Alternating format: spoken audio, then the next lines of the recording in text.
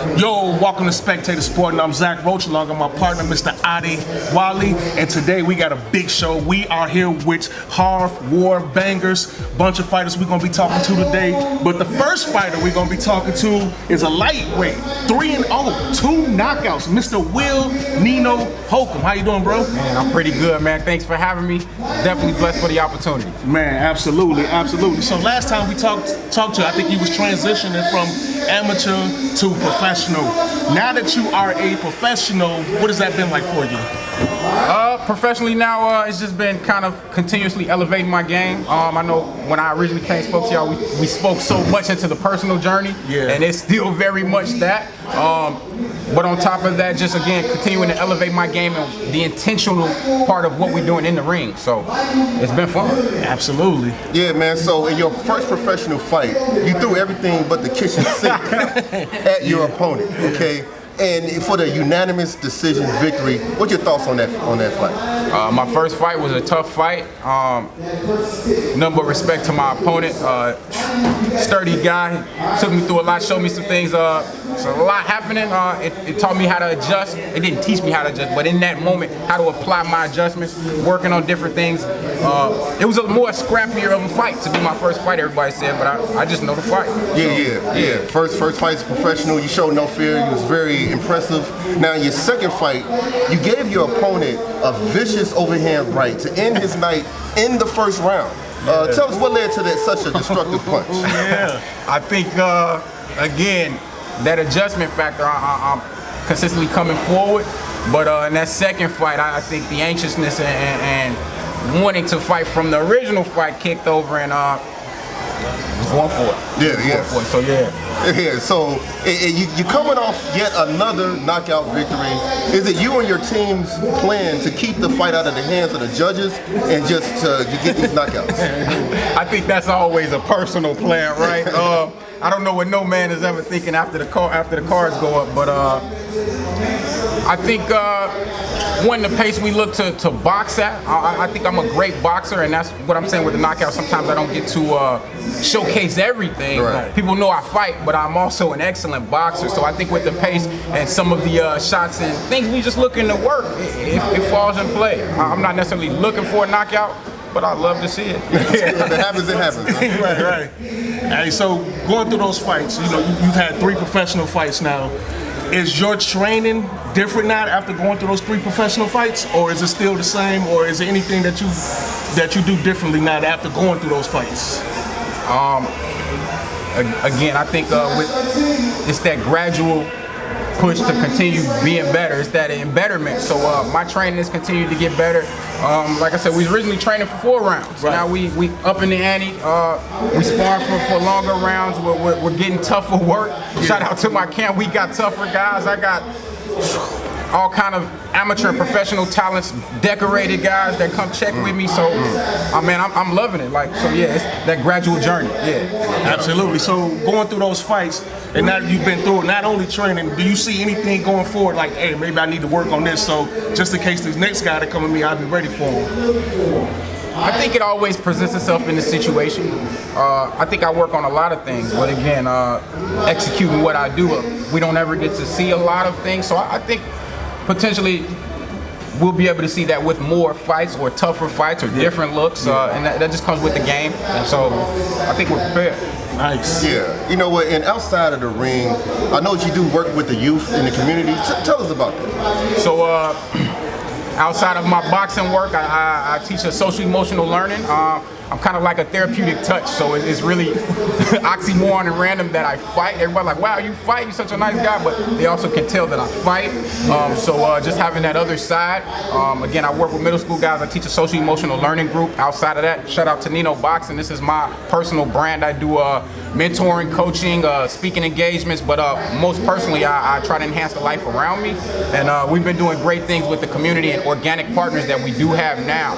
So while we're here, can I give a shout out to this industry shop who helps with a lot of my business. Even Flow, They have a coffee and tea brand. They also are a partner of mine, Chicago Legal Exchange. If you're in Illinois and ever have a legal issue, they're gonna jump forward for you. So yeah, I just want to shout out. I have a lot of people working with me, and again, just naturally being in the spaces and working with people, I'm able to do some of these things. So obviously he's more than a fighter, he's also an entrepreneur. Yeah. Hey, Absolutely. That's dope, man. Yeah, that's real dope. Yeah. Shout out to Harv Bangerz as well, man. We've been doing this since my amateurs. I've been doing shows with him, and I cannot leave that out. So No doubt, man. No doubt. Put it on for the city. Now you're a lightweight, and it seems like the lightweight division is the deepest in professional boxing. You got Cicero Stadium, you got Tank and Lomachenko. What's your thoughts on your division, the lightweight division? I think that's what boxing is like. It's exciting. I don't know what fights we're gonna get if we ever get them, but that's the exciting piece of the potential matchups. And my mindset is being ready. So being in that kind of spectrum, it's like I'm hoping that these guys are preparing for these other guys, and that's what I'm saying. Hopefully we get some sparks flying and some great matchups. And again, that's what boxing is about. Not necessarily the but showcasing that development, that skill, that challenge, pushing through. Yeah, it's very deep, man, and you got a lot of competition. Now on August 26th, you're about to get real busy. Tell us about your opponent. Who are you fighting on the 26th? August 26th. No disrespect. The name is with me. It's like Julio. It's definitely Julio Martinez. Julio Martinez. I want to say that looks like a durable opponent, tough guy. I know he also got a chance to fight under the lights in Vegas, so definitely he's gonna have some proof about him. Yeah. I don't know. We'll see. It seems like a step up. So again, I got a challenger who's been fighting challenges. I'm a problem though, so I don't want to overspeak, but I like that we get to have this progression. So I'm excited to see what's going to happen. In my mind, I got a picture painted, and I'm waiting to showcase. Absolutely, man. We love your spirit, man. We know you. I love chopping it up with y'all, man. You know, you keep doing what you're doing, and man, keep it up, man. We talking to lightweight, 3-0, 2 knockouts, Will Nino Holcomb. And this is Spectator Sport. And we have another fantastic fighter up here, Mr. Heavyweight, 4-1, 2 knockouts, dangerous Dominicc Hardy. How you doing, bro? What's going on, man? Good to see you again. Man, it's good to see you too, man. Glad to be here. Now, the last time we talked, I think you was transitioning from amateur to pros. So now that you've made that transition, what's changed for you? Oh, man, you know, just gain more confidence. Just been building my record, you know what I'm saying, getting used to the pros. I'm 5 fights in now, so just slowly making that progress up the ladder, you know? Absolutely. Hey, man, that's nice, man. Now, you are the reigning Wisconsin State heavyweight champ. Yep. How was you able to achieve that goal? You know, I was talking to my team and said I wanted to move up to 6 rounds. We did that, you know what I'm saying, I met with the promoter out in Wisconsin. Shout out to International Boxing. They were able to get me a title shot at the Wisconsin State heavyweight title against a nice, tough, undefeated guy. And I was able to, you know, take him the distance and finish it. So I got the belt and I brought it back to the Windy City. No doubt. No doubt. That's what's up. So that fight, any more about that fight that you had to overcome to get that belt? Absolutely. You know, I got cut in the 4th round through a clash of heads. That was my first time kind of dealing with that kind of adversity and having to deal with that. So I think it made me a better fighter, definitely. Yeah, that's good stuff, man. That's what's up. And your first professional victory as a professional boxer, it was a crowd pleaser, a 3rd round TKO. Tell us about that fight. Oh man, I had to go. You know, I've been a road warrior my whole career. I haven't fought at home, so I was down in Kentucky for that fight. I took that fight on a week's notice. You know, they offered it to me and said, "Hey, we got a guy that you know is ready to scrap. His opponent fell through. You want to come through and get this work? Cool, let's go through." So I drove down there, 5-hour drive with my trainer, and we went in there and got that guy out of there. That's dedication right there. That's what's up. TKO, man. Hey, now you're 4-1. You're in a 4-fight win streak. What is you and your team doing to keep this streak going? You know, we in the gym every day. You know, I work out probably twice a day most days. 5 to 6 days a week. So I'm dedicated to the craft, and that's what you got to be to go up that ladder and make those successful strides. Yeah, no doubt. Absolutely. In the previous interview we did, you said that one thing you wanted to do was sharpen up your defensive skills. How's that going for you? It's been great, you know. Thankfully, besides the cut, which accidental headbutt, I haven't taken any punishment in a pro career. So I'm trying to extend my shelf life as long as I possibly can, you know. So defense has been good. That's what's up. That's what's up. In one of your fights, you put a Rocky movie theme to it. What happened in that fight, and which Rocky movie inspired it? You know, that was, I think, my 4th professional fight, I want to say. It all kind of runs together now, but my favorite Rocky movie is Rocky 3. Okay. Because that's the one he had to overcome some adversity, add some, different wrinkles to his style, and get better. So I had the gold and black trunks on, and I got a first-round knockout. And it was great. It was amazing. That's dope. Yeah, that was the one with Mr. T. Yes. Club of Lang, man. Club of Lang. So going through that fight, now that you've been going through professional fights, and now that you're going in, what's anything changed as far as like your regimen, like eating habits, or like what particularly has trained your training? I know you're going longer rounds now, right? Yeah, I'm going longer rounds, so I'm at 6 rounds. I'm moving up to 8 shortly. I've been vegan for the past 3 years, so the plant-based lifestyle has helped me with stretching my energy out, getting the most out of everything, all of my workouts. So I just been doing really well with that. So I'm gonna keep it going. That's what's up, man. You know what? So there's been a lot of mega fights going down in the lightweight division, welterweight, and even middleweight with Charlo challenging Canelo. Now in your heavyweight division, people are still waiting for that mega fight. What do you think is going down with the heavyweight division with the elite boxing? I think everybody's scared to fight each other. You got Tyson Fury and Alexander Usyk up there. They're the top dogs. They got the belts, but they won't fight each other. It's usually money or some other crazy excuse that comes up. But the sport needs these big fights, as we've seen. You got the undisputed titles coming up. We've had more undisputed champions crowned this year, I think, than ever. So we need to keep that going. Why not? And I hope to play a role in that one day. Yeah, absolutely. And you coming up with a fight now. The guy you're fighting, who are you fighting? And what's the scouting report on the guy you're about to fight on August 26th? Right now, we're still finalizing the guy that we're fighting, but honestly, I'm gonna tell you, it doesn't even matter who we get in there with, because I'm gonna be ready. I'm gonna be ready to go in there and get the job done, because this is a homecoming, and I got to show out in front of some hometown fans. Okay, cool. So go ahead and let the camera know when and where your next fight gonna be. So my next fight, August 26th, Cicero Stadium in Cicero, Illinois, courtesy of Harv Bangerz. Come check me out. Dangerous Dominicc Hardy, and you're gonna see a great show. Man, I know you're gonna do well in that fight, man. We know you come up here, you got the confidence, so I know you're gonna be ready to go. You watch a Spectator Sporting. We are here with Harv Bangerz. Shout out to the heavyweight dangerous Dominicc Hardy. We are here with the Harv Bangerz. We talking to some great fighters, and we talking to another great fighter, Mr. Lucky Chucky. How you doing, man? Feeling like $1 million over here. Feeling like $1 million, you know what I mean? Hey, that's what's up, man. Hey, so what's inspiring you right now to go after a pro boxing career?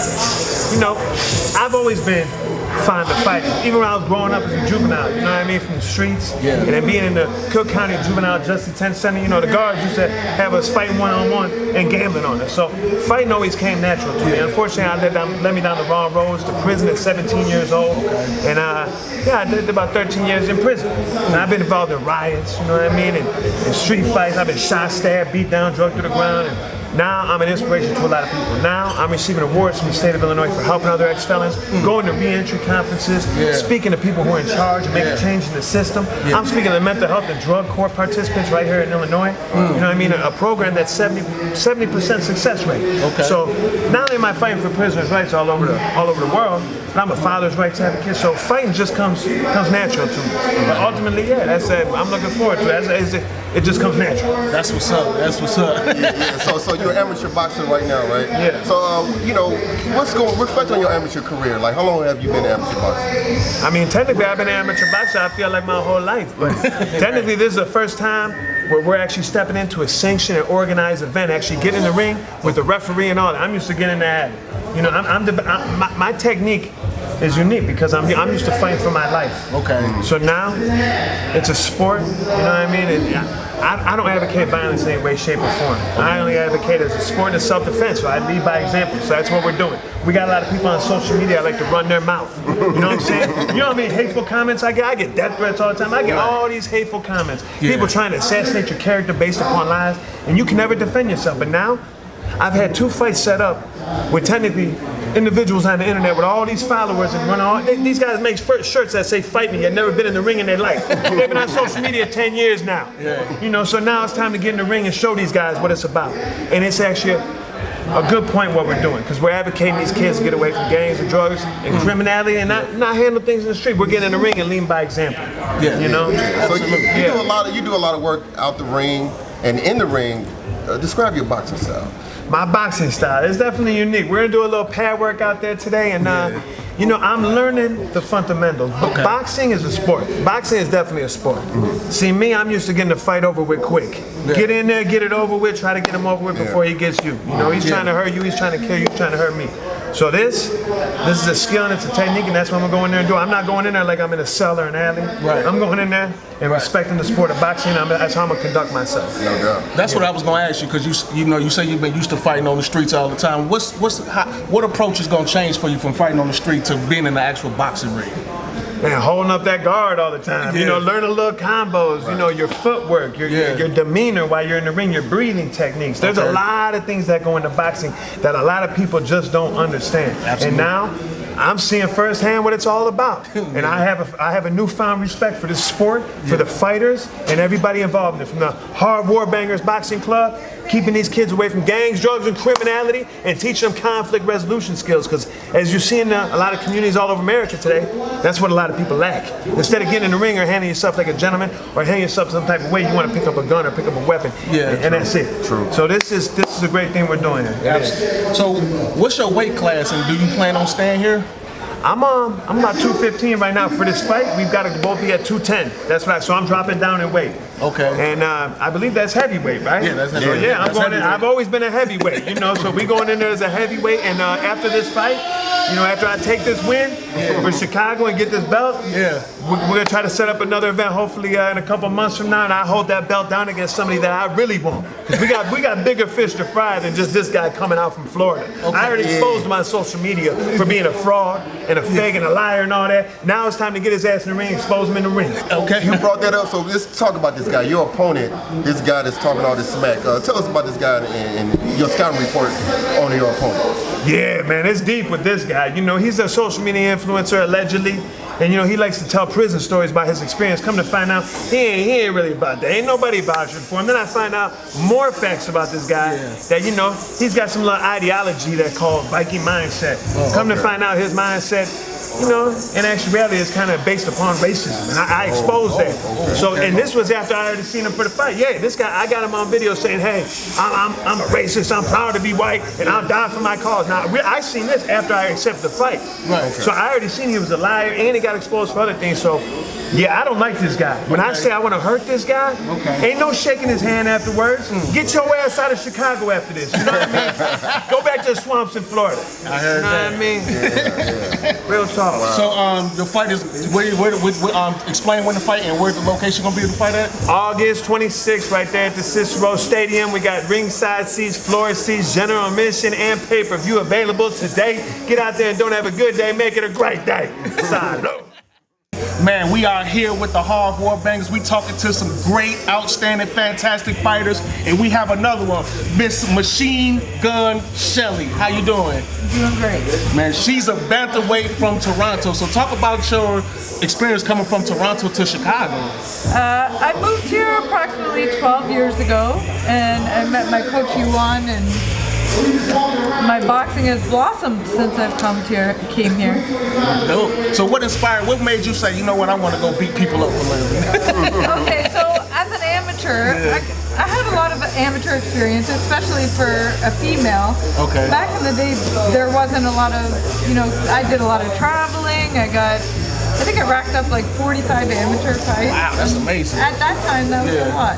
I got tired of being red or blue. Okay. So that's why I wanted to go professional. And I thought, like, amateur scoring is a little different than professional, so I thought I would do much better as a pro. Okay, absolutely. So you finished your amateur career with an excellent 38-7 record. What contributed to that success? The will, you know, it was the will to fight, the will, like I wanted it. I wanted it more than anything. I was willing to do anything to get the fights that I needed and the experience, like live, eat, breathe boxing. Yeah. So was there a fight as an amateur that it clicked when you knew that it was time to become a professional? Yeah, like I said, it was like I got tired of being red or blue. I wanted to be Shelly. You know, I wanted to be me. I wanted to be my colors. I wanted to be purple. You know, like, and in my pro debut, I felt like I came home. It was like I enjoyed every second of it. Yeah. So from the transition to amateur to professional boxing, what has been the biggest challenge as a professional boxer? It is a different game. It's a different game. When you go from amateur, it's 10 or 12 ounce gloves, you know, headgear, and it's about points, so it's like touch, touch, touch. When you put on those 8 ounce gloves, it's a hurt game, and you can really get hurt in there, and then you got to learn how to recover off that if that does happen, you know, and you got to really have to want to hurt your opponent too. Hey, so let's talk about who. Do you know who you's fighting next? Yeah, I'm fighting Moni Trijo. We actually fought in November. Oh, so this is the rematch. This is a rematch. Okay. And the fight was a war. It was an excellent fight. Anybody that was there knows that this is worth a redo. Okay. It was so close, and they gave it to her on a majority decision. Okay. But I feel like I know what I need to work on, and I'm ready to do it. I've been working hard, but yet it hasn't been about the hard work for me. It's remembering that I love to do this. This is what I love to do. I live, eat, and breathe boxing every day of my life. Absolutely. Yeah. So with a name like Machine Gun Shelly, it sounds like you be having some action-packed boxing matches in the ring. Describe your boxing style. Yeah, it sounds like a machine gun. That's where the name came from. Yes. Okay. And at first it was two gun, you know, gun one, gun two. Yeah. And then the sound effects, it sounded more like a machine, so we changed it. Very intimidating. Yeah, I love that nickname, by the way. I saw it, I was like, wow, machine, I love it. Yeah, so Thank you. is there a boxer, past or present, that you admire? There's so many. One of my favorite boxers is actually a Chicago boxer, Adrian Mazon. We haven't seen him in the ring in a while, but yeah, he's one of my all-time favorites. And I like bantamweight, in a way, the monster. He's someone I look for or look up to. I like his style. Okay. Yeah. It's come off a nice knockout. And female boxing is becoming more popular with Clarissa Shields, Baumgartner, Katie Taylor's getting a rematch against Chantel Cameron. Yep. What's your thoughts on like female boxing making all these strides? Yeah, it's amazing. It's amazing. Yesterday, Amanda Serrano versus Heather Hardy, number 2. Yeah. I loved that fight, and I loved their That was the best fight of the post-interview. night. Yeah, it was beautiful. Yeah. I loved it. I loved every bit of that. That was worth the pay-per-view money just for that alone. That's dope. Yeah. So go ahead and tell the camera when and where's your next fight gonna be at? August 26th, Cicero Stadium in Chicago. Do not miss it. Do not. It's gonna be action-packed. Okay, well thank you so much, Machine Gun Shelly. Appreciate your time. I know you're gonna do well in that fight. We talking to some great fighters today, and we have another great fighter here, Mr. Lethal Lukas Moldenhauer Jr. Welterweight. How you doing, man? Good, how are you? Man, good. It's good to talk to you. So let's talk before we go any further. What got you into boxing? What inspired you to be a boxer? So I started out, I was training football. I did football, and then we go like in the off season. We train at Tri-City, and we did a little bit like off season work there. And then since then, I kind of just picked it up. I started loving it. I started out kids class, and I stayed after that. Stayed till the gym closed. Just kept working. And yeah, I fell in love with that. Any boxers that influenced you out there? Roberto Duran, Marvin Hagler. Okay. Yeah, all those greats. Absolutely. So I hear you had an amazing amateur career. Talk about your amateur career. We just try to stay busy. I had a little over 40 fights, I believe. Traveled around, went to Louisiana for nationals. So we've been a little all over. And try to stay busy, get that experience. Absolutely. Yeah, so you're 2-0 right now. When did you know that it was time for you to transition from amateur to professional boxing? So my coach, Pat White, he always has that kind of pro style. So going into the amateurs, we knew like train that pro style, and I just transitioned very well. So once I came back, I took a little break. Once I came back, we knew after a couple fights, it was time. Okay. So now, what best describes your boxing style? Are you more of a brawler, boxer, counter puncher? I like to say boxer puncher. I like to come forward. I like working the inside a lot, but I want to be able to do everything. So yeah, adapt definitely. Absolutely. So let's talk about so your weight class, junior welterweight, correct? 140, yep. How you feeling about that division right now? Great, yeah, I feel real good.